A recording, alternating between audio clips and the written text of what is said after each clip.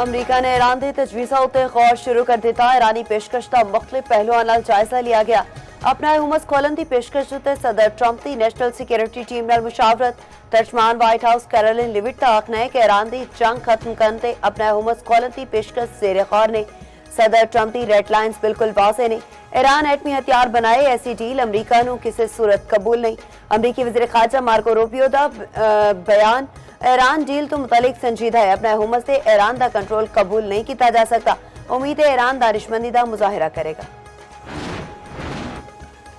अमरीका जहाज़ां नूं गैर कानूनी कब्जे विच ले रहा है। अमरीका ने कज़ाका दे तहत तिजारती बहरी जहाज़ां नूं निशाना बनाया।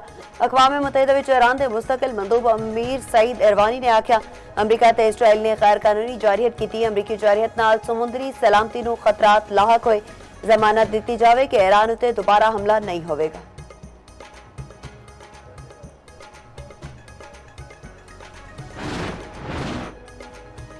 सदर ममलिकत का सूबा हनान विच चेयरमैन माओ ज़ेडुंग ते अपना शहर शाओशान का दौरा। आसिफ जरदारी का चीन के इनकलाबी रहनुमाओं को खराज अकीदत।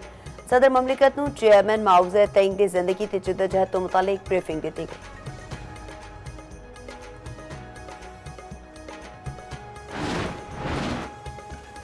जस्टिस बाबर सत्तार का चीफ जस्टिस याहिया आफरीदी के नाम बतौर सरबराह जुडिशल कमीशन खत।